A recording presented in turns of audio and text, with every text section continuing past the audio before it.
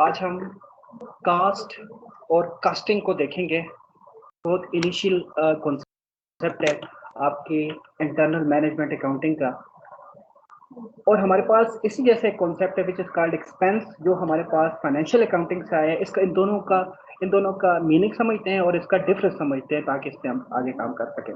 So cost is a sacrifice of economic resources, for example for the purchase of a machinery. Cost can be defined as the money paid or spent to acquire an asset. अब जरा गौर से देखें, यहाँ पे जो हम जो हम स्पेंडिंग कर रहे हैं वो नॉर्मल स्पेंडिंग नहीं है, वो विद इन अ ईयर की स्पेंडिंग नहीं है, वो शॉर्ट टर्म स्पेंडिंग नहीं है, वो लॉन्ग टर्म स्पेंडिंग है।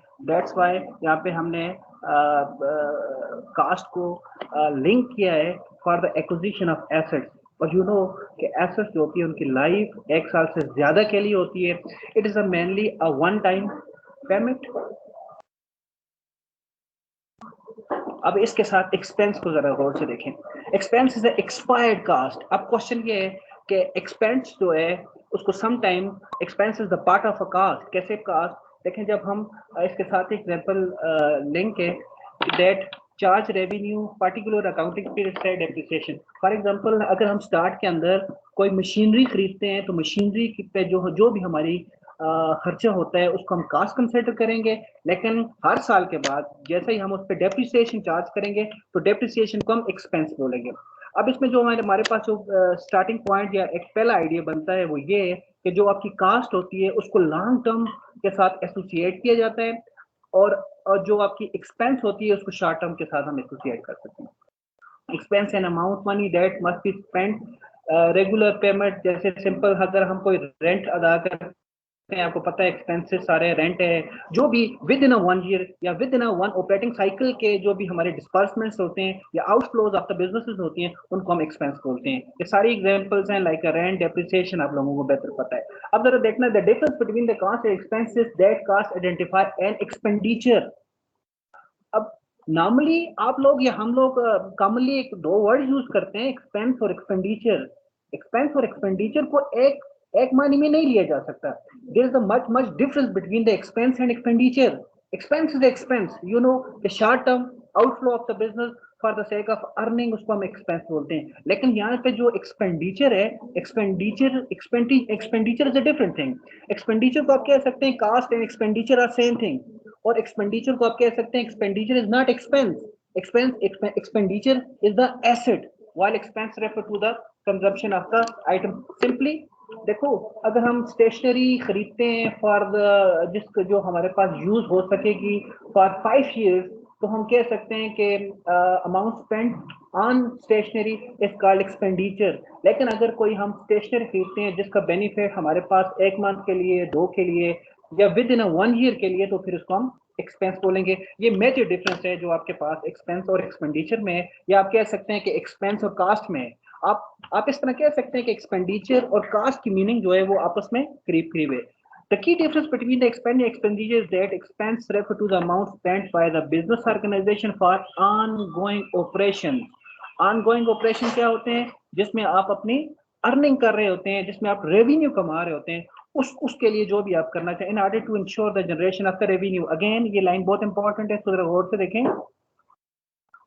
The key difference between expense and expenditure is that expense refers to the amount spent by the business organization for the ongoing operation of the business in order to ensure the generation of the revenue.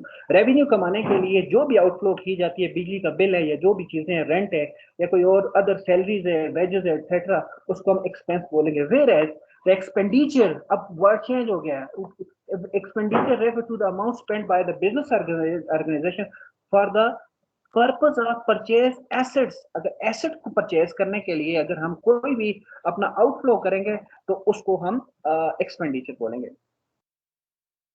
अब सबसे important चीज है, being a cost accounting student और management accounting student, you have to know the 3 basic thing. अगर छोटी सी चीज एक आपको पता है, एक छोटा सा पेन बनता है या एरोप्लेन बनता है, हमारी कास्ट और मैनेजमेंट अकाउंटिंग उन दोनों के लिए सेम होती है।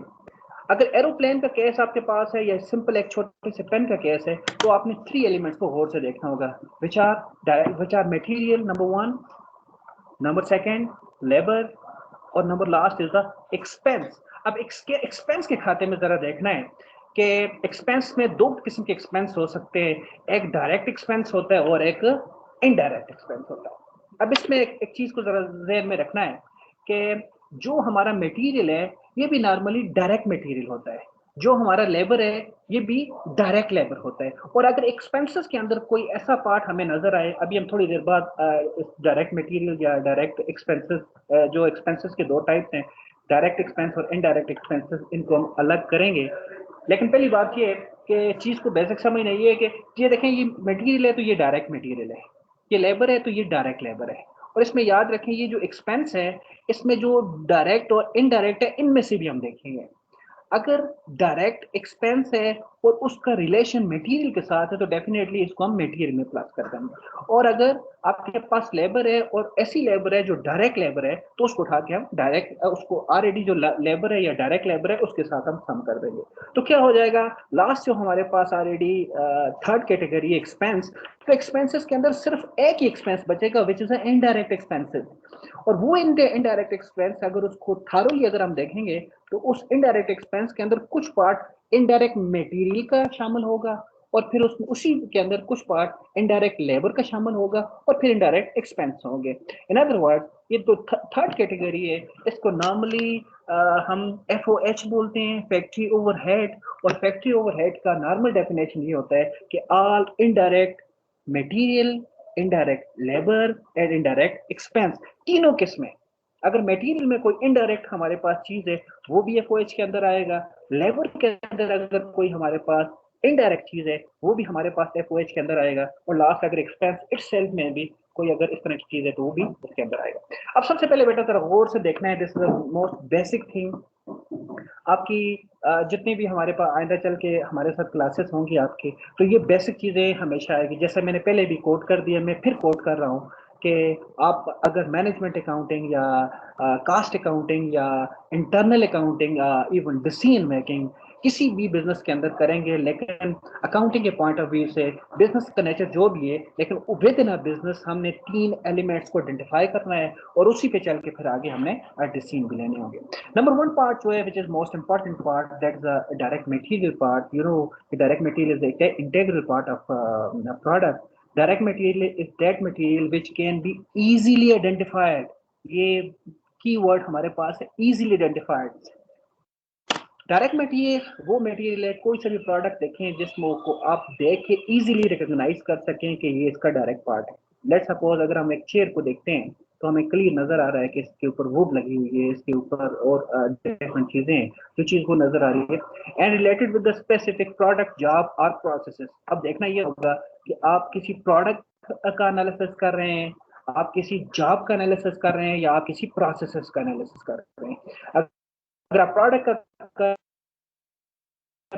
तो प्रोडक्ट के पॉइंट ऑफ व्यू से हमने चीजों को देखना है, लेकिन इंपॉर्टेंट चीजें आइडेंटिफाई इजीली ट्रेस आउट की जा सके किसी प्रोडक्ट के अंदर, उसका डायरेक्ट मटेरियल होता है। For example timber is the raw material of making furniture. Yes, furniture को अगर देखें तो क्लियर कंफर्म हो जाएगा आपके पास कि इसके अंदर जो टिम्बर यूज है, वुड यूज है, उसका इंटीग्रल पार्ट है। इसी तरह देख लें ज्वेलरी के लिए आपके पास, गारमेंट के लिए क्लॉथ आपका डायरेक्ट मटेरियल है, और इसी तरह से sugar cane for making a sugar को हम बोलते हैं। इसी तरह से gold, silver etcetera for making a jewellery etcetera etcetera.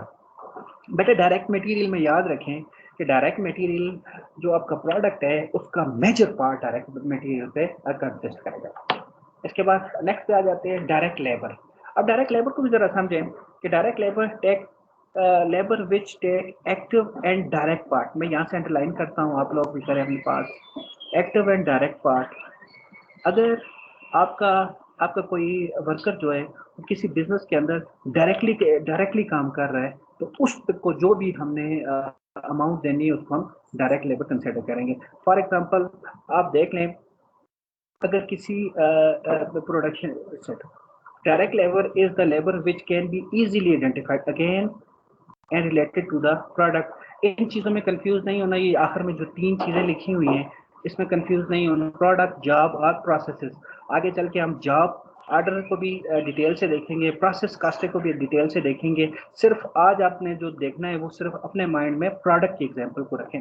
Direct labour can be easily traceable to the specific product के हम देख सकते हैं, इजीली उसको आइडेंटिफाई कर सकते हैं। Direct labour varies directly with the volume of production, बिल्कुल ठीक है। Cost of wages paid to the carpenter for making a furniture. देखिए हमने यहाँ पे क्या बोला था कि एक्टिव एंड डायरेक्ट पार्ट। अगर कोई बंदा किसी प्रोडक्ट को बनाने में एक्टिव और डायरेक्टली उसमें इन्वॉल्व हो, तो देखो एक और चीज़ है, डायरेक्ट और इनडायरेक्ट का जरा कॉन्सेप्ट अपने माइंड में रखना है। इसलिए कि डायरेक्ट और इनडायरेक्ट की बेस पे हमारा डायरेक्ट एक्सपेंस और इनडायरेक्ट एक्सपेंसेस की बेस बनेगी। सपोज करते हैं कि एक हाँ चले यूनिवर्सिटी की एग्जांपल लेते हैं। अगर मैं स्टूडेंट्स को अपना प्रोडक्ट समझूं, तो मेरी जो कास्ट है, जो ऑलरेडी टीचर की जो कास्ट है, वो डायरेक्टली स्टूडेंट से लिंक होता है। जैसे टीचर की जो कास्ट है उसको हम डायरेक्ट लेबर कास्ट बोलेंगे। लेकिन जो बाहर चौकीदार या गेट कीपर या जो भी अदर फैसिलिटेटर लोग जो बैठे हुए हैं, इवन डू ऑफिस के अंदर हैं या एग्जामिनेशन के अंदर जो लोग बैठे हुए हैं, वो इनडायरेक्ट है, इसलिए कि वो डायरेक्टली इसको नहीं देख रहे। ठीक है, फैसिलिटेट जरूर कर रहे हैं लेकिन डायरेक्टली फैसिलिटेट नहीं कर रहे। वो सारे लेबर जो डायरेक्टली, जैसे यहाँ पे एग्जांपल है कारपेंटर की एग्जांपल है, वो फर्नीचर बनाता है, एज कारपेंटर का जितना भी कास्ट होगा। और एक और चीज भी याद रखें कि जो वर्ड यूज करेंगे हम वेजेस, जो वेजेस आ जाती है तो फिर कंफर्म हो जाता है कि ये बंदा डायरेक्टली उसके साथ एसोसिएट कर रहा है प्रोडक्ट बनाने के लिए। अगर सैलरी आ जाएगी तो फिर उसमें दोनों ऑप्शन होती हैं। सैलरी में ज्यादातर ऑप्शन ये होती है कि वो इनडायरेक्टली उसके साथ डील करेगा। कास्ट ऑफ टेलर में रेडीमेड गारमेंट्स और वगैरह वगैरह एग्जाम्पल। अब आखिरी क्लास देखें, ये देखें कि हमने डायरेक्ट मटेरियल को भी देख लिया, डायरेक्ट लेबर को भी देख लिया। अब हम जाते हैं एक्सपेंसेस क्लास के अंदर। अब तीसरी चीज ये होगी, वो एक्सपेंसेस होंगे। ऑल कास्ट इनकर in the production of finish good other than the direct material and direct labour. Direct material और डायरेक्ट लेबर के अलावा भी इस पे कुछ कास्ट इनकर्ड होती है जिसको हम एक्सपेंसेस बोलते हैं। अब एक्सपेंसेस को देखें तो एक्सपेंसेस की there are two categories. Number one is the direct expenses and other one is the indirect expenses. जैसा कि मैंने पहले भी आपको बताया है कि डायरेक्ट एक्सपेंसेस को देखा जाएगा कि वो किसका पार्ट है। डायरेक्ट एक्सपेंसेस अगर आपके मटेरियल का पार्ट है तो उसको ऑटोमेटिकली जो मटेरियल ऑलरेडी डायरेक्ट मटेरियल है उसके साथ सम कर दिया जाएगा। अगर आपका एक्सपेंस जो है वो पहली कंडीशन ये है कि वो डायरेक्ट है, और अगर वो लेबर का पार्ट है तो डेफिनेटली इसको लेबर में फिर हम प्लस कर देंगे, और उसके बाद हमारे पास सिर्फ और सिर्फ फैक्ट्री ओवरहेड की ही अमाउंट बचेगी। अब क्वेश्चन ये है कि ये बहुत ज्यादा इंपॉर्टेंट है बेटा समझने के लिए। जब अब आगे चल के एक बिग अमाउंट को हम डिफरेंट पार्ट्स में डिवाइड करेंगे, अपने डिसीजन मेकिंग के लिए क्लासिफिकेशन देंगे, तो फिर उसके लिए हमारे पास डायरेक्ट एक्सपेंस और इनडायरेक्ट एक्सपेंस को समझना इंतहाई जरूरी है। ये दो तीन कंडीशंस हैं डायरेक्ट एक्सपेंसेस की। these are the expenses which are number one directly, number second easily, and number third is a wholly। और इसमें जो सबसे ज्यादा पॉइंट में इंपॉर्टेंट समझता हूँ ये लास्ट वाला है, entirely, wholly, allocate to specific cost center or a cost unit and charge to the direct material। Cost centre की बात में हम आगे का जाके करेंगे कि what is a cost centre और कैसे कास्ट सेंटर को यूटिलाइज किया जाता है in order to allocate the cost और डिस्बर्समेंट ऑफ द कास्ट, उसको तो हम दोबारा में देखेंगे। लेकिन यहाँ तक हम चीज़ों को गौर कर लेते हैं कि expenses which are directly easily and wholly allocate to the specific product is called a direct expenses. अब जरा गौर से देखें, ऐसा एक्सपेंस बेटा जो डायरेक्टली उस पर खर्चा हो जिस चीज का, नंबर वन। और जो तीसरी चीज, फॉर एग्जांपल ये है कि अगर एक छोटी सी एग्जांपल अपने माइंड में रखें, एक फैक्ट्री है, एक फैक्ट्री के अंदर सिर्फ अगर एक ही यूनिट लगा हुआ है जो चेयर्स का लगा हुआ है, वो चेयर बना रही है, तो ऑटोमेटिकली उस पर जितनी भी कास्ट होगी वो एक चेयर यूनिट को ही हम चार्ज कर सकते हैं जब हम उसकी पर यूनिट कास्ट को कैलकुलेट करेंगे। अब जरा अब इसी एग्जांपल को थोड़ा सा दूसरी तरह से देखते हैं। एक फैक्ट्री है सपोज करो, उस फैक्ट्री के अंदर दो यूनिट लगे हुए हैं। एक यूनिट का काम ये है कि वो चेयर्स बना रहा है, दूसरे यूनिट का काम ये है कि वो टेबल बना रहा है।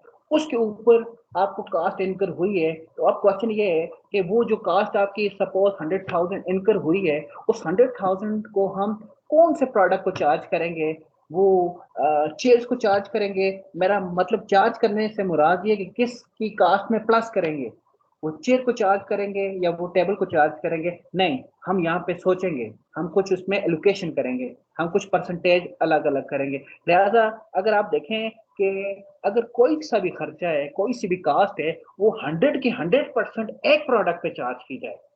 अगर 100,000 रुपीज का एक्सपेंस हुआ है और वो 100,000 का 100,000 अगर हम चेयर को चार्ज कर सकते तो डेफिनेटली वो चेयर के लिए डायरेक्ट एक्सपेंस था। इसलिए कि ये मैंने पॉइंट नंबर 3 पे आपको गौर किया है, अगर कोई एक्सपेंस है जिसका 99% एक चीज पे चार्ज होता है और 1% दूसरी चीज पे चार्ज होता है, तो वो भी इनडायरेक्ट बन जाता है, वो डायरेक्ट एक्सपेंस नहीं है। इसलिए कि उसके अंदर 1% आपका दूसरा एक्सपेंस शामिल हो गया जो एक प्रोडक्ट का नहीं है।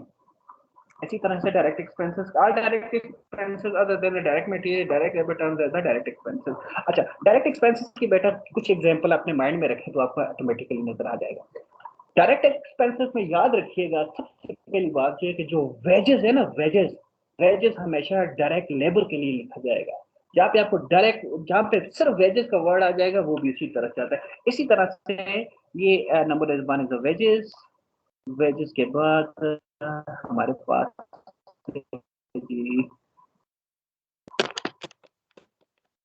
वेजेस, वेजेस के बाद ये इनवर्ड, मैं सिर्फ ये वर्ड याद रखें, इनवर्ड। देखो, अच्छा, मैंने यहाँ पे आपको एक बात की थी ना ऊपर मटेरियल के अंदर ना, कि मटेरियल के अंदर इसमें भी जो डायरेक्ट पार्ट है मटेरियल का वो भी इसको चार्ज किया जाएगा। अब आपका क्वेश्चन यहाँ पे आपके माइंड में होना चाहिए कि जी मटेरियल तो चले डायरेक्ट एक्सपेंस है, लेकिन उस पर जो डायरेक्ट एक्सपेंस है वो कैसे यूज किया जाएगा? देखो मेरी बात सुनो, अगर आपने कराची से रॉ मटेरियल परचेज किया है ना, वो आपने 200,000 का वहां से सोचिए, लेकिन वो कराची में उसकी लिस्ट प्राइस जो आपने पेमेंट की अपने सप्लायर्स को वो 200,000 की है। लेकिन अब सब जरा सुनो, कराची से लेकर उसको एबटाबाद तक तो लाना है ना। एबटाबाद तक लाने के लिए रास्ते के अंदर आपको डिफरेंट टैक्सेस पे करने पड़ेंगे, रास्ते के अंदर आपको ट्रांसपोर्टेशन पे करनी पड़ेगी। हो सकता है कि वो शायद कोई एक्साइज वगैरह भी इससे अपने पे किया जाए। तो याद रखें कि डायरेक्ट एक्सपेंस मटेरियल के ऊपर वो होते हैं जो सप्लायर से लेकर आपकी फैक्ट्री तक पहुंचाने तक जितने भी उस पर एक्सपेंस किए जाते हैं दरमियान के अंदर, वो सारे डायरेक्ट एक्सपेंस है। और उन डायरेक्ट एक्सपेंसेस के साथ हम वर्ड लिखते हैं इनवर्ड, जो ये शो कर रहे होते हैं कि आपका रॉ मटेरियल आपकी फैक्ट्री तक पहुंचाने में जो खर्चा हुआ है उसको हम इनवर्ड एक्सपेंस करते हैं। तो ये दूसरा कीवर्ड है। इस दूसरे कीवर्ड को भी अपने माइंड में रखें कि जब भी आपके पास वेजेस का वर्ड आएगा या फिर आपके पास रिटर्न या इनवर्ड का सिर्फ वर्ड आएगा किसी चीज के साथ लगा, वो ट्रांसपोर्टेशन इनवर्ड भी हो सकता है, वो कैरेज इनवर्ड भी हो सकता है, वो फ्रेट इनवर्ड भी हो सकता है, एटसेट्रा, वो सारे आपके पास होंगे। इसी तरह से ये फ्रेट है, फ्रेट आपको पता है, कास्ट ऑफ पैटर्न्स है, रॉयल्टी है, एक्साइज है, एटसेट्रा एटसेट्रा। सिर्फ आइडिया ये रखना है कि अपना मटेरियल जो आपका रॉ मटेरियल है उसको सप्लायर से लेकर आपकी फैक्ट्री तक पहुंचाने के दरमियान जितने भी एक्सपेंडिचर्स होते हैं सबको हम डायरेक्ट एक्सपेंस बोलते हैं। इस तरह से डायरेक्ट एक्सपेंस, अब अगर डायरेक्ट एक्सपेंस का आपको ये तीन चीजें आइडिया क्लियर हो जाए कि ऐसा एक्सपेंस जो स्पेसिफिक प्रोडक्ट के ऊपर डायरेक्टली यूज किया जाए या इजीली यूज किया जाए या होली उस पर यूज किया जाए, उसको हम डायरेक्ट एक्सपेंस बोलते हैं।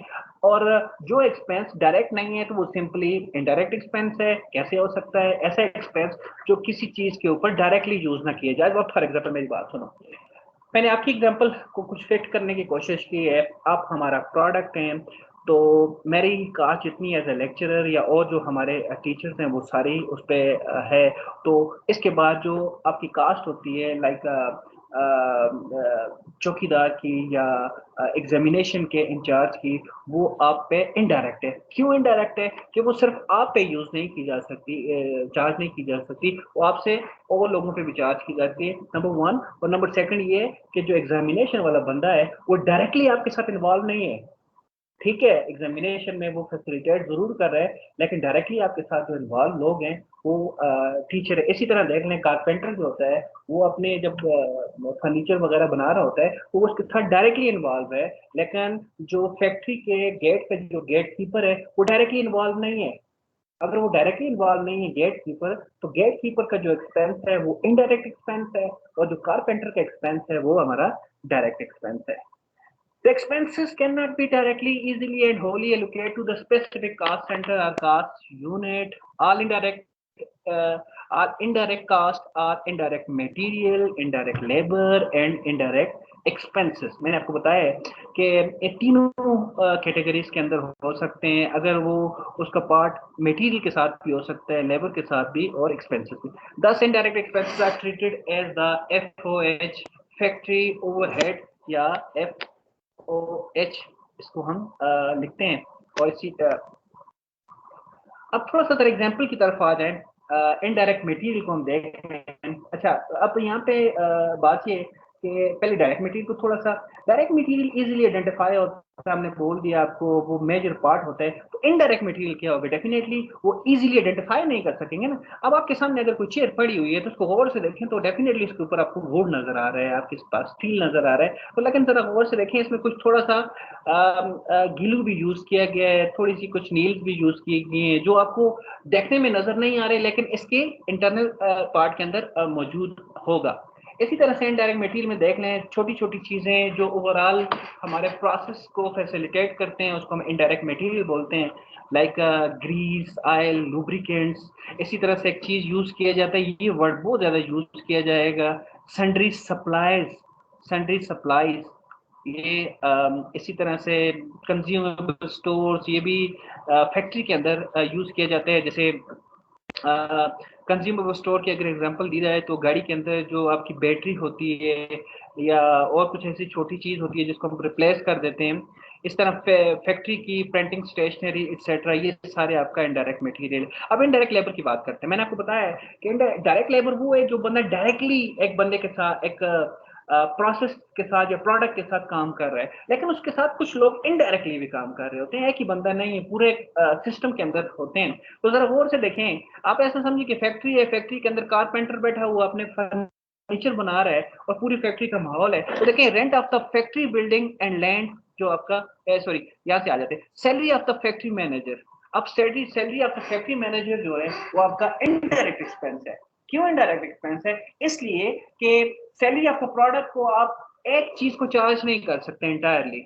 वो अगर मैनेज फैक्ट्री का मैनेजर है तो वो एक से ज्यादा चीजों को देख रहा है. अगर वो एक से ज्यादा, फॉर एग्जांपल अगर एक ऐसा मैनेजर हो जो स्पेसिफिक प्रोडक्ट का मैनेजर हो, जिस प्रोडक्ट की आप कास्टिंग करने जा रहे हैं वो उसी का मैनेजर हो, उसका कोई और काम ना हो, तो डेफिनेटली उसका 100% का 100% आपका लेबर जो है उसी प्रोडक्ट के अंदर अगर शामिल हो रहा है तो फिर ठीक है, फिर उसको डायरेक्ट एक्सपेंस हम मानते हैं. लेकिन अगर एक फैक्ट्री मैनेजर है जो पूरी फैक्ट्री को देख रहा है, उसमें चेयर्स भी हैं, टेबल्स भी हैं, वगैरह वगैरह, काफी 5-6 हमारे पास प्रोडक्ट है, तो फिर उसकी कास्ट जो है वो डायरेक्ट नहीं है. इसलिए कि डायरेक्ट लेबर के लिए कंफर्म है कि जिसको डायरेक्टली ट्रेस आउट किया जा सके और इंटायरली ट्रेस आउट किया जा सके. अगर एक कास्ट 99% 1% का आप उसमें डिफरेंस बनता है तो नहीं, वो डायरेक्ट नहीं होगा, वो इनडायरेक्ट होगा, वो एक से ज्यादा को हम चार्ज करेंगे. इसी तरह से फोरमैन आपके पास है, सुपरवाइजर देख लो, बड़ी बड़ी फैक्ट्री के अंदर सुपरवाइजर काम करते हैं. सुपरवाइजर का क्या काम होता है? सुपरवाइजर सिर्फ लोगों को सुपरवाइज कर रहे होते हैं, और एक दो लोगों को सुपरवाइज नहीं कर रहे होते, बहुत से लोगों को सुपरवाइज कर रहे होते हैं, बहुत सी मशीनरीज को देख रहे होते हैं. और इसी तरह से क्लर्क है. इसी तरह से आता है सैलरी आपका स्टोर रूम है, सिक्योरिटी स्टाफ, मैंने आपको बता दिया पूरी फैक्ट्री का सिक्योरिटी कर रहा है, उसमें सारी फैक्ट्री शामिल है, 5-6-10 प्रोडक्ट भी शामिल है. अगर फॉर एग्जांपल एक स्पेसिफिक प्रोडक्ट के लिए सिक्योरिटी ऑफिसर हम रखें, उसी स्पेसिफिक प्रोडक्ट की हमने कास्टिंग करनी है, तो डेफिनेटली ये सिक्योरिटी स्टाफ के एक्सपेंसेस को डायरेक्ट देखा जा सकेगा. अब आपको डायरेक्ट और इनडायरेक्ट का आइडिया क्लियर हो गया होगा. और इसके साथ देखें सैलरी, और देखें लफ्ज भी हमने यहाँ पे यूज किए हुए हैं, जो वर्ड्स हैं, की वर्ड है, वो सैलरी के यूज किए गए. ज्यादातर मैंने देखा है कि जहां पे आपका डायरेक्ट एक्सपेंस लेबर के पॉइंट ऑफ व्यू से आएगा, वहां पे वर्ड वेजेस का यूज किया जाएगा, और जब भी आपका वर्ड यूज किया जाएगा सैलरी का, वो हमें ये शो करेगा कि ये आपका इनडायरेक्ट एक्सपेंस है. इसी तरह से बेटा इनडायरेक्ट एक्सपेंस की बात आ जाए. अब आप इनडायरेक्ट मटेरियल और इनडायरेक्ट लेबर को अगर हटा दें तो बिल्कुल आखिरी चीजें आपके पास बचेंगी. डायरेक्ट आपने पहले सारे देख लिए, उसके बाद इनडायरेक्ट 2 देखें, तो आखिर में ये हमारा इनडायरेक्ट एक्सपेंस है. एक्सपेंस क्या है? Rent of the factory building and land, ये भी एक से ज्यादा चीजों के लिए. Insurance of the factory building plant and machinery, अब देखें बिल्डिंग के अंदर भी एक से ज्यादा चीजें बन रही हैं, प्लांट के अंदर भी एक, चूंकि कोई ऐसी फैक्ट्री के अंदर एक से ज्यादा प्रोडक्ट बनते हैं। इसी तरह से टैक्सेस है, डेप्रिसिएशन, ये चीज इंपॉर्टेंट है। Depreciation of the building, plant and machinery, जितनी डेप्रिसिएशन है वो सारी की सारी हमारा इनडायरेक्ट एक्सपेंस है। इनडायरेक्ट एक्सपेंस है तो इसको हम एफओएस को चार्ज करेंगे। इसी तरह से power and fuel of the factory है, ऐसा फैक्ट्री टेलीफोन एक्सपेंसेस हैं, ये सारी चीजें जो हैं ये हमारे इनडायरेक्ट एक्सपेंस के अंदर आते हैं। अब छोटी सी एक एग्जांपल की तरफ हम चलते हैं। आप मेरे साथ है ना, थोड़ा सा जरा गौर कीजिएगा इस पे फिर, ताकि हमें इसको समझने में आसानी हो जाए कि हमने चूंकि सर आगे चल के हम। जी यस सर एक क्वेश्चन पूछना था आपसे। जी जी जी जी बोलें। सर ये जो इनडायरेक्ट एक्सपेंसेस का आपने कहा है कि डेप्रिसिएशन जो है वो इनडायरेक्ट एक्सपेंस है। अगर सर एक स्पेसिफिक प्रोडक्ट एक कोई भी प्लांट प्रोड्यूस कर रहा है और उसकी डेप्रिसिएशन होगी, तो उसको हम लोग एज अ डायरेक्ट एक्सपेंस नहीं चार्ज करेंगे? डेफिनेटली करेंगे, लेकिन यहाँ पे अगर आप गौर करें तो यहाँ पे लिखा हुआ है डेप्रिसिएशन ऑफ द फैक्ट्री। मतलब जब डेप्रिसिएशन ऑफ द प्लांट अगर हो, मैंने आपको बताया ना, देखो एक बात सुने, ऊपर हमने 3 वर्ड्स को उसको हमने छोड़ा है, जिसमें प्रोडक्ट, प्रोसेसेस वगैरह था। देखना क्या है, आइडिया क्या लेना है, आइडिया ये लेना है कि फॉर एग्जांपल अगर आप एक ही, अच्छा आप ऐसे सपोज करें आपकी फैक्ट्री है, उसमें सिर्फ एक ही प्रोडक्ट बनता है और कोई प्रोडक्ट ही नहीं है, तो फिर और उस पर जो मशीन चल रही है वो भी एक ही मशीन है जिसपे सिर्फ वो प्रोडक्ट बन रहा है, और जो उस मशीन के ऊपर कोई और प्रोडक्ट नहीं बन रहा। देखें मतलब अगर उस मशीन पे एक से ज्यादा प्रोडक्ट बनेंगे तो फिर इश्यू आ जाएगा कि आप चीज को होली चार्ज नहीं कर सकते उस एक्सपेंस के अंदर। लेकिन अगर उस मशीन के अंदर वही प्रोडक्ट बनता है और सिर्फ वही प्रोडक्ट बनता है और उस मशीन से हम कोई काम नहीं रहे, तो डेफिनेटली आपकी डेप्रिसिएशन आपका मशीन जो है वो आपका डायरेक्ट एक्सपेंस हो जाएगा। इसी तरह से फैक्ट्री की बात करते हैं। फॉर एग्जाम्पल ऐसा होता नहीं नॉर्मली, लेकिन चले मैं for the sake of example रख लेता हूँ। अगर आपकी फैक्ट्री और फैक्ट्री के अंदर सिर्फ एक ही प्रोडक्ट है और उसी प्रोडक्ट की आप कास्टिंग करने जा रहे हैं, तो डेफिनेटली जो depreciation of the factory building है वो भी उस प्रोडक्ट को हम अकेले को चार्ज कर सकते हैं। अगर एक प्रोडक्ट को चार्ज कर सकते हैं तो डेफिनेटली उसको हम डायरेक्ट एक्सपेंस लेंगे। आइडिया सिर्फ ये माइंड में रखना है कि ऐसा एक्सपेंस जो डायरेक्टली इंटायरली चार्ज कर सके किसी पार्टिकुलर वन प्रोडक्ट को, तो वो उस प्रोडक्ट के लिए वो एक्सपेंस जो है वो डायरेक्ट एक्सपेंस है। लेकिन अगर एक से ज्यादा में हमें डिस्पर्स करना पड़े, एलोकेट करना पड़े, तो वो डायरेक्ट एक्सपेंस नहीं बनेगा, इनडायरेक्ट हो जाएगा। अच्छा मैं फिर आगे चलता हूँ, थोड़ा सा एग्जाम्पल जरा गौर से देखें। From the following information has been taken from the company, you are calculate a direct material, direct labor and FOH। हमने और आपने मिलकर सिर्फ ये देखना है कि कौन सा चीज डायरेक्ट मटेरियल है, डायरेक्ट लेबर है और डायरेक्ट एक्सपेंस है। मैं इसकी तरफ जाने से पहले एक छोटा सा हिंट आपको देना चाहूंगा। बेटा ऐसे कि 3 पार्ट्स हैं, थोड़ा सा आइडिया लें अपना कास्ट ऑफ गुड्स सोल्ड की तरफ जरा जाएं। तो कास्ट ऑफ गुड्स सोल्ड के अंदर हम कैसे कास्ट ऑफ गुड्स सोल्ड को बनाते हैं, उसमें पहला जो सेक्शन होता है वो मटेरियल का सेक्शन होता है। मटेरियल का सेक्शन जरा डिटेल सेक्शन होता है। उसके बाद लेबर सेक्शन होता है, फिर एफओएच सेक्शन होता है, और उसकी बेस पे हमारे पास टोटल कास्ट बनती है, टोटल फैक्ट्री कास्ट, और फिर उसके बाद वर्क इन प्रोसेस को, फिनिश गुड को प्लस माइनस उनकी इन्वेंट्री के बाद हमें कास्ट ऑफ गुड्स सोल्ड की वैल्यू मिलती है। अब जरा पहले सेक्शन की तरफ आए जो हम मटेरियल सेक्शन बनाते हैं। मटेरियल सेक्शन बनाने का ये स्टाइल है। नंबर 1 उसमें बिल्कुल पिट स्टाइल है, पेट स्टाइल है। इसके अंदर यही एलिमेंट्स होंगे। अगर ये एलिमेंट अवेलेबल हैं तो प्लस माइनस किए जाएंगे। अगर एलिमेंट इनमें से कोई एक या एक से ज्यादा एलिमेंट अवेलेबल नहीं है तो उसको छोड़ देंगे और बाकी चीजों को प्लस माइनस करके कैंसिल की तरफ हम पहुंचेंगे। इसमें देखेंगे जल्दी, इस फार्मूले को माइंड में रखना है। ये बहुत कास्ट अकाउंटिंग के लिए सबसे कीमती फार्मूला आपके पास ये पड़ा हुआ है, जिसको एक से ज्यादा जगहों पे हम इस्तेमाल करते हैं, बल्कि एक से क्या मेरा ख्याल है 50 से ज्यादा जगहों पे हम इस्तेमाल करेंगे। Number 1 opening stock, opening inventory. और आपको पता है ओपनिंग इन्वेंट्री समटाइम डेट्स में दी जाती है, समटाइम उस पे के साथ ओपनिंग स्टॉक लिखा जाता है या इन्वेंट्री लिखा जाता है, लेकिन confirm opening inventory plus net purchases. And you know net purchases mean purchase minus purchase return and allowance. जो भी आपके पास, अगर आपके क्वेश्चन के अंदर परचेज भी मौजूद है which is a gross purchases, और उसके अंदर आपके पास कोई रिटर्न, अलाउंसेस, डिस्काउंट्स वगैरह भी मौजूद हैं, तो सारे अलाउंस, रिटर्न सबको एक और चीज भी परचेज रिटर्न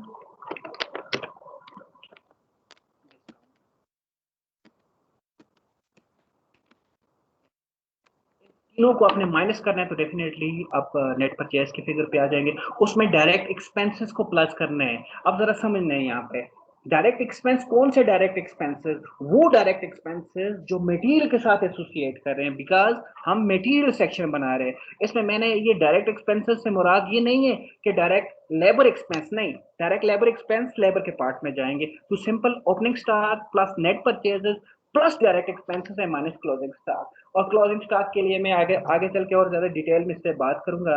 एक बात आपको आपके माइंड में होगी कि as far as inventory is concern, we have three type of inventory. Number one is the raw material inventory, जो बिल्कुल 100% बिल्कुल क्रूड फॉर्म के अंदर आपके पास मौजूद होती है। दूसरी इन्वेंट्री हमारे पास होती है वर्क इन प्रोसेस इन्वेंट्री, ऐसी इन्वेंट्री जिसमें 1% से लेकर 99% तक वर्क कंप्लीट हो गया लेकिन वो कंप्लीट नहीं। और third one is called finish good inventory.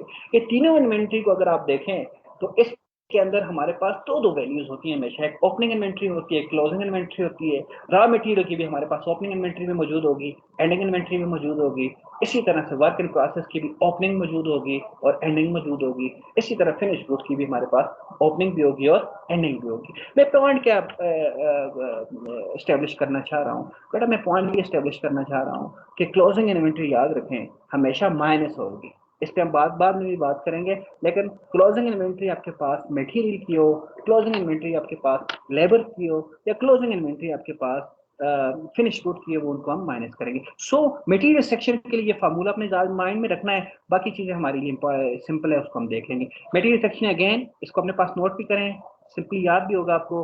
Opening inventory plus plus net purchases और माइनस क्लोजिंग स्टॉक। और नॉर्मली जो आपकी परचेजेस है उसके साथ समटाइम डायरेक्ट एक्सपेंसेस लिखा नहीं जाता है, लेकिन ये अंडरस्टूड है कि जो मटेरियल को आपकी सप्लायर से लेकर फैक्ट्री तक पहुंचाने के लिए उस पर जितना भी डायरेक्ट एक्सपेंस लगेगा नॉर्मली उसको इनवर्ट से शो किया जाता है, वो सारे आरएडी में प्लस हो जाएंगे। इस तरह से बनेगा। अब क्वेश्चन की तरफ आते हैं बेटा। हमने सिर्फ ये देखना है कि इसमें कौन कौन से पार्ट्स जो है वो मटेरियल सेक्शन के, कौन कौन से लेबर सेक्शन के और कौन कौन से एफओएस सेक्शन के, तीन सेक्शन हम बनाएंगे। तो स्टार्ट करते हैं। Number one, inventory at the start of a year. This is opening inventory. Definitely अगर ये ओपनिंग इन्वेंट्री है तो this is part of a material section. उसके बाद दूसरी क्या चीज है जी, purchase of direct material. Purchase of a direct material, material है और परचेज है, इसका मतलब है ये वाला परचेज है। ये दूसरा ओपनिंग हमारे पास हो गया, ये परचेज है। इसमें फिर इन चीजों को भी हम एनालाइज करेंगे। तो इसको भी हम लिखते हैं यहाँ पे मटेरियल।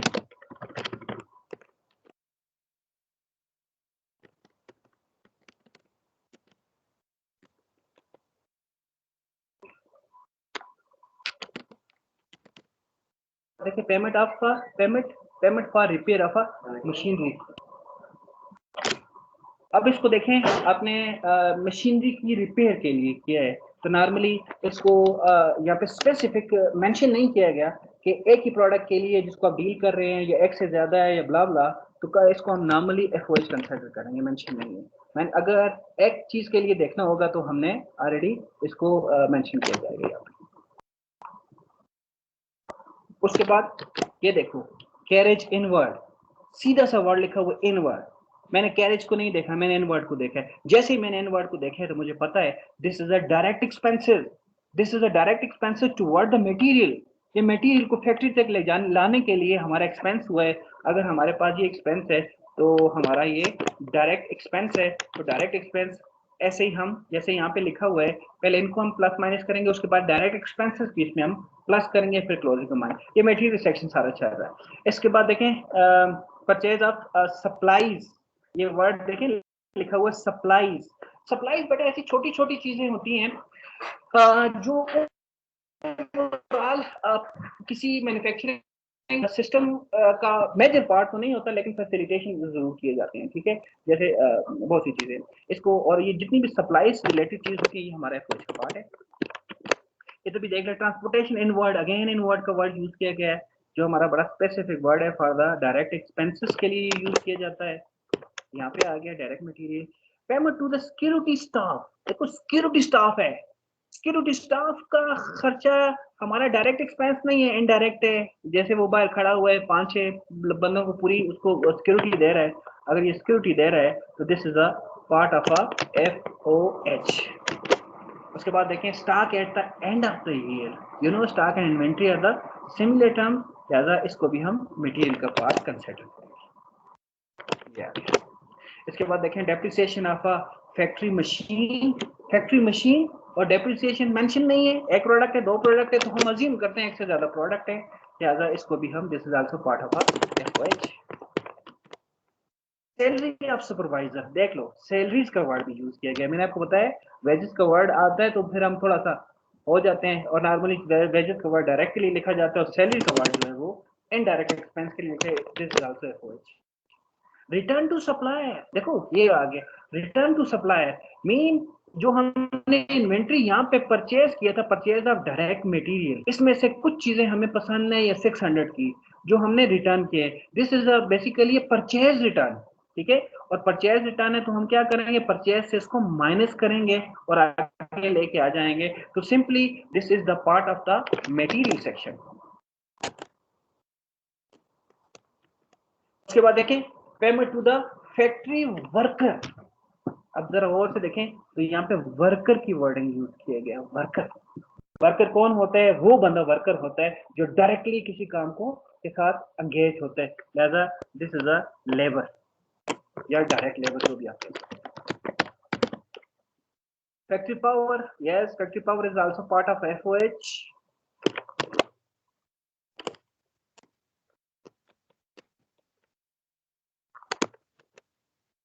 वेजेस ऑफ ऑपरेटर्स, अब ऑपरेटर को छोड़ दें, वेजेस को जरा देखें और से, जिस चीज के साथ वेजेस लगेगा, वेजेस यू नो कि wages is the part of a direct labour है, भी डायरेक्ट ऑपरेटर है, डायरेक्टली काम कर रहा है, उसके साथ हम लेबर कंसिडर करेंगे। और फिर वेजेस ऑफ आयलमैन, लेबर कंसिडर करेंगे, वेजेस के वर्ड लिखा हुआ है, वेजेस हमें पता है, अगेन वेजेस हम आगे नहीं पढ़ते हैं, wages confirm, wages are direct labour. Gum nails and consumer stores, जैसे मैंने कहा है देखिए गम थोड़ी सी यूज होती है, नेल्स इसकी, अच्छा एक और चीज भी बताऊं मैं आपके इसके यहाँ पे, डायरेक्ट और इनडायरेक्ट के दरम्यान एक और बड़ा डिफरेंस ये है कि अगर एक्स की एक चीज है जिसपे निग्लिजिबल अमाउंट का खर्चा हो, जैसे अगर हमने यहाँ पे गम से कोई अपना प्रोडक्ट को जोड़ा है तो देखेंगे कि तो गम दो रुपए की लगेगी, इसमें स्टेपल के टांके हो गए या और कुछ छोटी छोटी चीजें जिसकी प्राइस निग्लिजिबल है, उतनी बड़ी प्राइस नहीं है, कुछ 2-4 रुपए भी नहीं बनती है, तो उसको भी ऑलरेडी हम इनडायरेक्ट एक्सपेंस कंसिडर करेंगे, लिहाजा ये हमारे पास एफओएच का पार्ट है।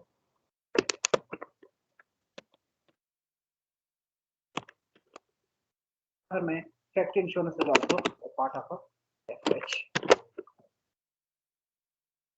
अब थोड़ा सा जैसे मैंने आपको बताया लेबर और उसको हम फिर देखेंगे, लेकिन मटेरियल सेक्शन चूंकि हम इसको देखना चाह रहे हैं, मटेरियल सेक्शन को जरा गौर से देखें, देखें मटेरियल सेक्शन कैसे बना है, पहले ये देख लें कौन कौन से एलिमेंट इसमें आए हैं। इसमें एक एलिमेंट ये आया है ओपनिंग, नॉर्मली यहाँ से मैं इसको साथ करता हूँ कि सबसे पहला एलिमेंट इसमें हम लिखते हैं ओपनिंग इन्वेंट्री। ओपनिंग इन्वेंट्री देख लें कहाँ पे है, यहाँ पे 8000 ओपनिंग इन्वेंट्री है, तो ये देखें ओपनिंग इन्वेंट्री हमने 8000 पुट किया। फॉर्मेट आपको पता है कि कॉस्ट एंड मैनेजमेंट अकाउंटिंग के अंदर कुछ स्पेसिफाइड फॉर्मेट नहीं है, ठीक है, लेकिन फॉर्मेट आपको गिवन होंगे। जब भी फॉर्मेट के अंदर डबल रूलिंग की जाती है इस तरह से, तो ये बेसिकली आपको पता है कि ये एक्सटर्नल पार्ट है और ये इंटरनल पार्ट है। एक्सटर्नल पार्ट के अंदर हम नेट वैल्यू को लेके आते हैं और यहाँ पे ग्रास वैल्यूज को लेके आते हैं। इन्वेंट्री को हमने रिपोर्ट कर दिया जी एक्सटर्नल कॉलम के अंदर, या आउटर कॉलम इसको बोला जाता है, इसके अंदर हमने रिपोर्ट कर दिया। उसके बाद दूसरी चीज देखें, यहाँ पे मैं आता हूँ, मुझे पता है कि जी नेट परचेजेस हमें चाहिए, और नेट परचेजेस क्या करेंगे, परचेज की क्रूड वैल्यू ग्रास वैल्यू में से कोई भी अगर उस पर डिस्काउंट अलाउंस है उनको माइनस करेंगे। यहाँ पे आके हम देखते हैं तो हमारे पास कौन कौन सी वैल्यूज है, यस ये एक वैल्यू हमारे पास पड़ी हुई है परचेज की, और यहाँ पे कोई रिटर्न था हमारे पास, ये था return to supplier 600 and 5000, definitely purchase हमारे पास ग्रास परचेज 5000 है, 600 से माइनस करेंगे तो 44 इज 4400। ये देखें ये हमने इनर कॉलम में लिखा, इनर कॉलम का मकसद यही होता है कि अगर वैल्यू में कोई प्लस माइनस करनी है तो उसको पहले इनर कॉलम में लिखें फिर आउटर कॉलम में लेके जाएं। रिटर्न टू सप्लायर माइनस किया तो ये हमारे पास नेट परचेज की वैल्यू हमारे पास आ गई। Opening inventory plus net purchases, दो चीजें हमारे पास बन गई। अब इसके बाद देखें और क्या चीज हमने यहाँ पे लिखनी है, यहाँ तक हमारी चीज कंप्लीट होगी, ये यहाँ तक हमारा चीज अब हमने देखना है डायरेक्ट एक्सपेंसेस।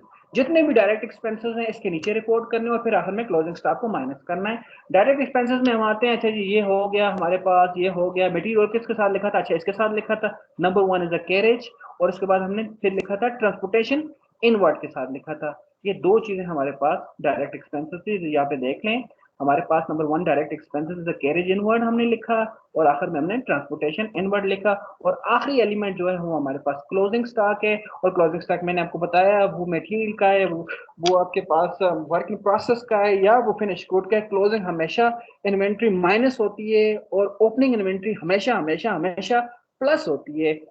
अगर आपने कोई उसमें से कोई हिडन वैल्यूज फाइंड ना करनी हो नॉर्मल सीक्वेंस के अंदर, और आपको पता है अगर आपके पास आपने अगर फॉर एग्जांपल किसी तरह से आपका डेटा आपके डिस्ट्रॉय हो गया है या कोई अननोन अमाउंट आपने फाइंड करनी है, तो फिर हम एक रिवर्स ऑर्डर में चीजों को जो फाइंड करते हैं तो फिर आपके सिग्नल आपके जो साइन है वो चेंज होते हैं। लेकिन नॉर्मल सर्कमस्टांसेस के अंदर हमेशा क्लोजिंग स्टॉक जो होगा वो माइनस होगा और ओपनिंग स्टॉक प्लस होगा। इसके साथ क्लोजिंग स्टॉक को हम देखें तो ये हमारे पास ऑलरेडी क्लोजिंग स्टॉक मौजूद है। सॉरी कहाँ पे क्लोजिंग स्टॉक, मटेरियल मटेरियल यहाँ पे आ गया, ये हमारे पास 2900 हमारे पास मौजूद है। यहाँ से 2900 को माइनस करेंगे तो आपके पास ही आ जाएगा। इसी तरह से जो ऊपर हमने जो भी चीजें रखी है देख लें, डायरेक्ट लेबर के लिए हमारे पास फैक्ट्री वर्कर, यहाँ पे हमने हमारा फोकस फैक्ट्री वर्कर जब देखा है तो हमने कहा हाँ ये डायरेक्ट होगा। यहाँ पे हमने वेजेस से डायरेक्ट मालूम किए, यहाँ पे वेजेस से, यहाँ पे वेजेस से, और उसके बाद जो भी चीजें थी जितनी भी चीजें थी वो सारी हमने यहाँ पे इंक्लूड कर दिए। अब देख लें इसके लिए हमने आइडिया यही रखा है कि यह प्रोडक्ट पे यूज नहीं किए जाते हैं, इस पे रिपेयर है, सप्लायर्स एटसेट्रा एटसेट्रा एटसेट्रा, ये देख लें ये छोटी छोटी चीजें ये सारी यहाँ पे आ जाती है। अब थोड़ा सा आगे चलते हैं तो next thing is cost of sales. ये भी बेसिक आइडिया है कास्ट अकाउंटिंग के। तो the term cost of sales use for the merchandising और ट्रेडिंग बिजनेस। तीन किस्म के बिजनेसेस होते हैं, यू नो कि पहला बिजनेस होता है मैन्युफैक्चरिंग बिजनेस। तो चीज यही होती है लेकिन इसका नाम थोड़ा डिफरेंट होता है मैन्युफैक्चरिंग बिजनेस के अंदर, जिसको हम बोलते हैं कास्ट ऑफ गुड्स सोल्ड। ये कास्ट ऑफ गुड्स सोल्ड का जो टर्म है ये स्पेसिफिकली हम मैन्युफैक्चरिंग बिजनेस के लिए यूज करते हैं। इसी तरह से अगर कोई मर्चेंडाइजिंग या ट्रेडिंग बिजनेस होगा तो उसके लिए हम कास्ट ऑफ सेल्स का वर्ड यूज करते हैं, और अगर हमारा बिजनेस जो है वो कोई सर्विसेज बिजनेस है तो हम कास्ट ऑफ सर्विसेज का वर्ड यूज करते हैं। प्रोसीजर सेम है। इसमें आ जाते हैं थोड़ी सी हम अपनी अंडरस्टैंडिंग को चेक करते हैं। यहाँ पे देखो बेटा, यहाँ पे कह रहे थे कि ascertain the cost of sales from the following figure. Formula वही वाला है, कास्ट ऑफ सेल फॉलो। अच्छा एक और चीज यहाँ पे शायद मेंशन है, यस, अगर आपका मर्चेंडाइजिंग या सर्विसेज बिजनेस है ना तो उसके अंदर आपको पता है कि मटेरियल नहीं होगा आपके पास कोई ऐसा लेंथी लेबर भी नहीं है, सिर्फ आपने चीजों को खरीदना है और उसमें प्रॉफिट ऐड करके सेल आउट करना है। तो उसके लिए ये सिंपल फार्मूला हम यूज करेंगे जो अभी हमने यूज किया है। Opening stock plus net purchases with direct expenses को प्लस करेंगे और माइनस क्लोजिंग स्टॉक, यही वाला फार्मूला जो हमने यहाँ पे यूज किया है। इस फार्मूले को हम मर्चेंडाइजिंग बिजनेस के लिए यूज करते हैं, क्योंकि मर्चेंडाइजिंग बिजनेस के अंदर ज्यादा ऑपरेशंस नहीं होते, बहुत सिंपल सा ऑपरेशन होता है। अब इसमें देखें अगर हमें यहाँ पे फाइंड करना है certain the cost of sale from the following figure, तो हमारे पास हमें दो तीन चीजें चाहिए। ये ओपनिंग स्टॉक है, यस ये लिखेंगे, इसमें प्लस करेंगे परचेजेस को और माइनस करेंगे क्लोजिंग स्टॉक को, तो हमारे पास वैल्यू आ जाएगी। मैं कैलकुलेट करता हूँ 3700 प्लस 20,800 माइनस क्लोजिंग स्टॉक है हमेशा माइनस किया जाएगा 2,100, तो हमारे पास जो वैल्यू आ गई है वो 22,000 वैल्यू आ गई। इसके बाद नीचे चलते हैं, ये कह रहा है नेक्स्ट बी में ascertain the cost of sale from the following figures. अब थोड़ी सी वैल्यूज इसमें ज्यादा दी है, हमारा फार्मूला हमें याद है, opening stock plus net purchases plus direct expenses और माइनस क्लोजिंग स्टॉक का हमारा फार्मूला है। तो देखें ओपनिंग स्टॉक हमारे पास मौजूद है, यस, परचेजेस हमारे पास मौजूद है, देखें परचेज रिटर्न नहीं है तो लिहाजा this purchase is also a net purchase. उसके बाद डायरेक्ट एक्सपेंस हमारे पास मौजूद है, और उसके बाद देखें मार्केटिंग एक्सपेंस मौजूद है, नहीं मार्केटिंग एक्सपेंस को नहीं लेके आएंगे। देखो मेरी बात समझनी है, आज हमने जितनी भी बातें की हैं वो सिर्फ फैक्ट्री के अंदर बात कर रहे हैं। फैक्ट्री और फैक्ट्री में जो प्रोडक्ट बनाने जा रहे हैं उस पर हम बात कर रहे हैं। एक बात सुनो, जैसे डायरेक्ट और indirect expense of the factory किए जाते हैं, इसी तरह से डायरेक्ट और indirect expense of the office भी डील किए जाते हैं। Which is a part of a financial accounting, हमारा उसके साथ कोई लिंक नहीं है। ये मार्केटिंग एक्सपेंस हमारे मार्केटिंग के साथ लिंक नहीं है, हमने रॉ मटेरियल को लेके आने और उसको फिनिश गुड तक बनाना है, ये हमारा काम है कास्टिंग के अंदर और मैनेजमेंट अकाउंटिंग के अंदर। बाकी मार्केटिंग एक्सपेंस है, कोई एडमिन एक्सपेंस है, उसको हम आगे लेके चलते हैं जब हमें नेट प्रॉफिट या नेट इनकम का वैल्यू चाहिए होती है। तो सिंपली इसमें हम क्या करेंगे जी, 8500 मैं कैलकुलेट कर रहा हूँ, 8500 प्लस परचेजेज है जी 30700 प्लस डायरेक्ट एक्सपेंस है तो प्लस इसके साथ होगा 4800 और माइनस हम करेंगे इसका क्लोजिंग इन्वेंटरी विच इज 9000, तो हमारे पास वैल्यू आ जाएगी 35000।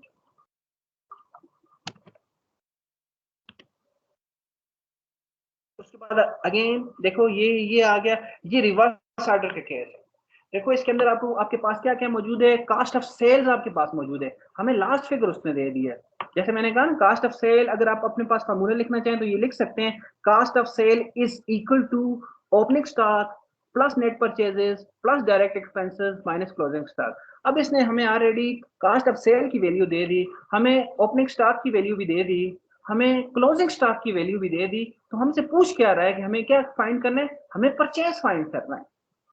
अब देखें ये नॉर्मल सीक्वेंस नहीं है, नॉर्मल सीक्वेंस के अंदर आपको कास्ट ऑफ सेल्स की वैल्यू नहीं दी जाती, कास्ट ऑफ सेल्स या आपने उसको कास्ट ऑफ गुड्स सोल्ड की वैल्यू आपने फाइंड करनी होती है। अब उसने क्या किया, कुछ हमें ऐसे एलिमेंट्स दे दिए, तो इस तरह के केस के अंदर हमें नॉर्मली रिवर्स ऑर्डर में चलना होता है, चीजों को रिवर्स फाइंड करके अननोन वैल्यू को हम फाइंड आउट कर सकते हैं। अब जरा गौर से देखें क्या होता है, हम बिल्कुल आखिर पे चले जाते हैं, क्लोजिंग स्टॉक बिल्कुल आखिर में होता है, बल्कि क्लोजिंग स्टॉक के बाद आंसर हमारे पास आता है, वो आपके पास कास्ट ऑफ सेल्स है।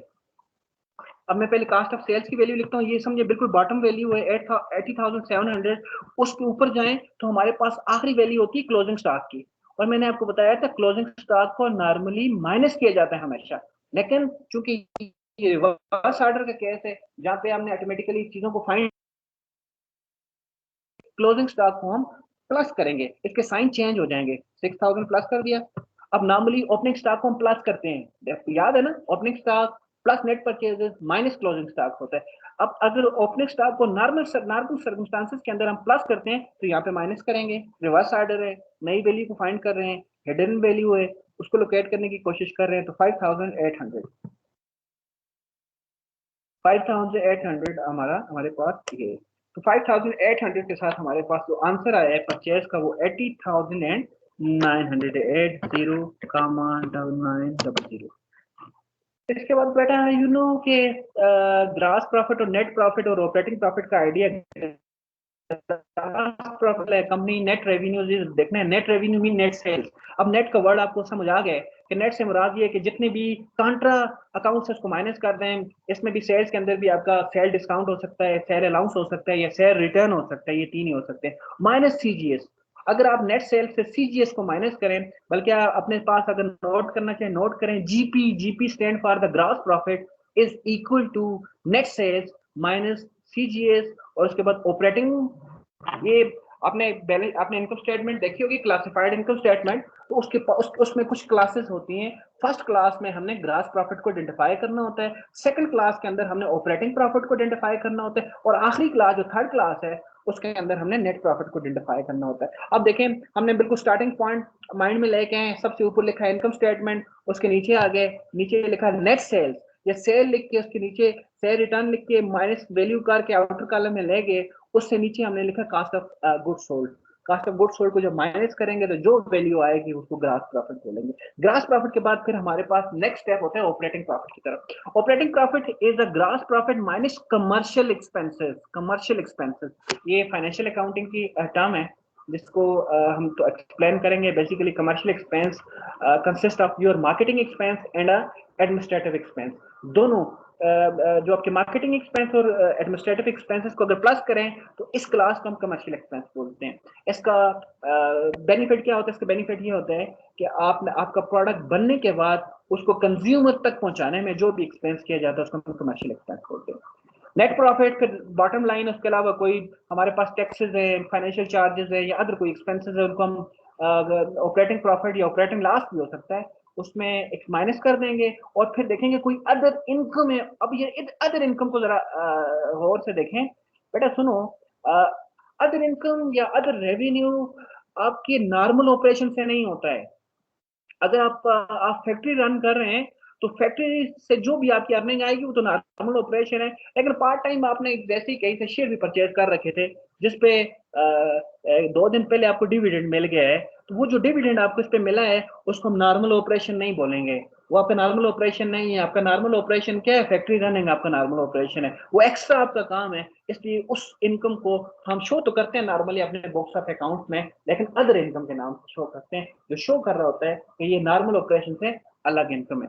इसी तरह कमर्शियल एक्सपेंसेस को आप देखें, जो मार्केटिंग एक्सपेंसेस होते हैं उसमें सैलरी हो सकती है, कमीशन हो सकते हैं, एडवर्टाइजमेंट, रिटेनमेंट वगैरह वगैरह, सारे मार्केटिंग रिलेटेड और एडमिनिस्ट्रेशन रिलेटेड जो लोग हमारे साथ काम करते हैं उसकी पेरोल्स हैं। ये बड़ा कास्ट अकाउंटिंग रिलेटेड बड़ा इंपॉर्टेंट वर्ड है पेरोल, जिसके अंदर एम्प्लॉय रिलेटेड सारी चीजें आ जाती हैं। ये हम आगे लेबर में जाके इसको डिटेल डिस्कस करेंगे वगैरह वगैरह, ये सारी चीजें हमारे पास आ गई। अब थोड़ा सा जल्दी से हमारे पास मेरा ख्याल है 8-9 मिनट है, ये 2-3 चीजें इसको हम देख लेते हैं जल्दी से।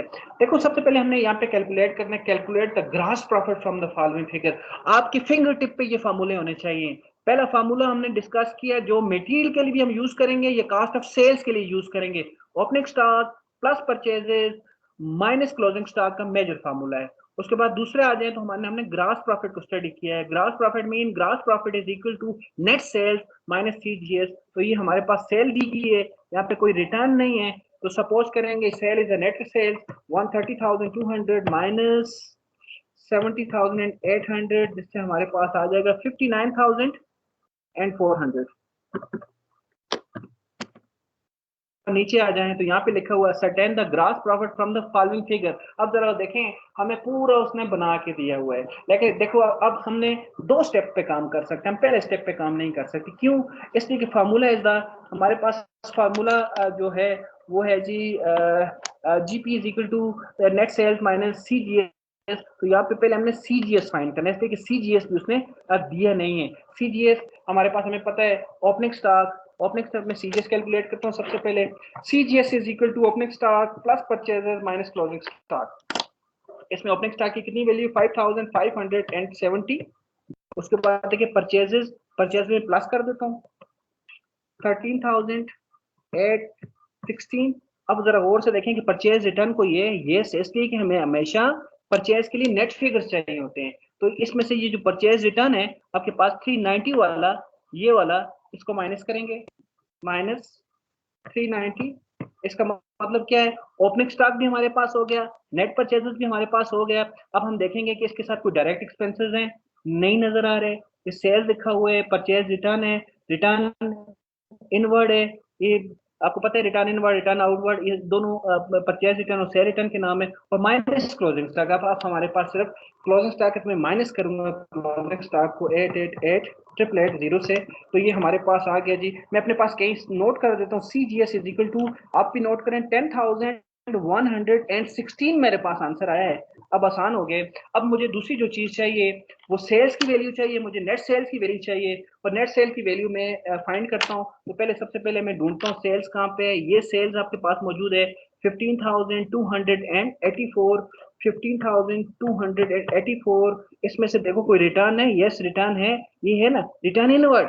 Return inward is the cell return, while return outward is the purchase return. मैं माइनस करूंगा यहाँ पे 524 से, तो ये मेरे पास आ गया नेट सेल। नेट सेल की मेरे मेरे पास वैल्यू बनी है 14,760, और ऑलरेडी सीजीएस की वैल्यू बनी थी 10,116।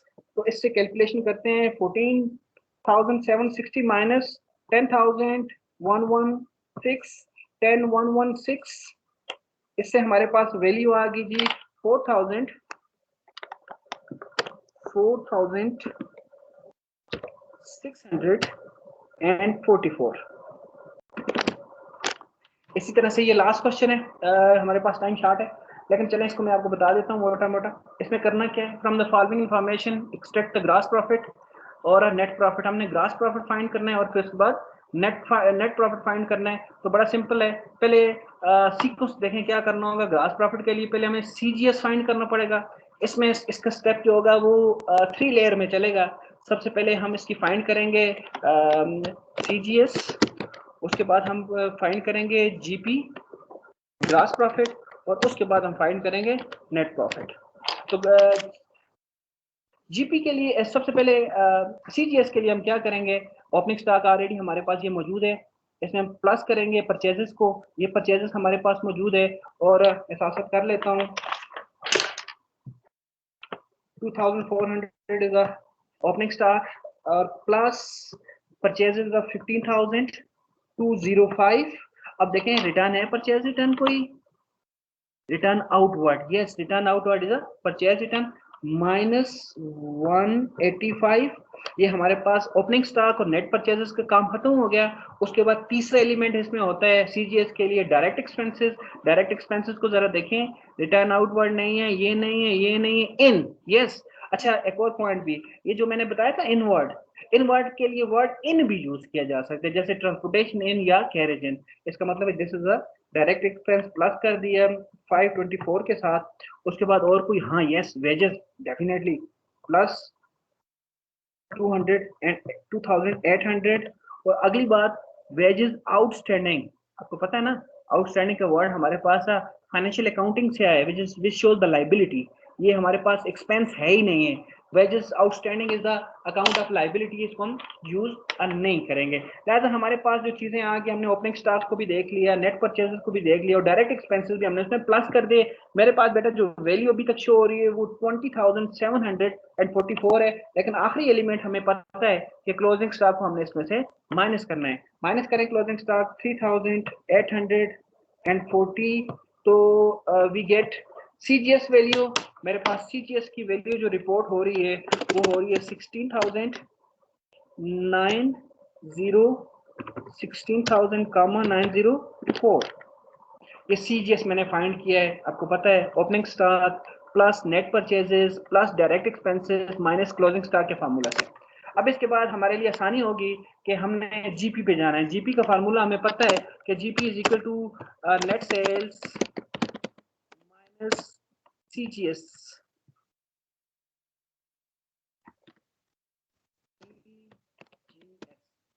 ऑटोमेटिकली हमने फाइंड कर दिया है विच इज 16,904। तो नेट सेल्स चाहिए, नेट सेल बड़ा सिंपल है, सेल में से सेल रिटर्न को माइनस कर दें। सेल हमारे पास है 20,860, माइनस कर दें इसमें रिटर्न। अब ये कौन सा रिटर्न होगा, रिटर्न इनवर्ड होगा। सेल जब की जाती है उसका रिटर्न जब होता है तो वापस अपने घर में आता है, और परचेज करते हैं, और जब हम उसको रिटर्न करते हैं तो फिर हम उसको बाय रिटर्न कर रहे हैं, दैट्स वाई इसको रिटर्न इनवर्ड और रिटर्न आउटवर्ड भी बोलते हैं। रिटर्न इनवर्ड को देखिए हमारे पास कितना है, सेल रिटर्न है, तो ये रिटर्न इनवर्ड होगी 860, x60 माइनस किया तो हमारे पास वैल्यू बन गई जी 20,000। तो सिंपल है 20,000 माइनस ये आपके पास ऑलरेडी। अब GP का फार्मूला हमारे पास नेट सेल भी आ गई 20,000, और हमारे पास CGS भी आ गया 16,904। तो माइनस करें 16,904 के साथ, तो हमारे पास आंसर आ गया है इसका 3 ग्रास प्रॉफिट का हमारे पास आंसर है। मैं लिखता हूँ यहाँ पे GP इज इक्वल टू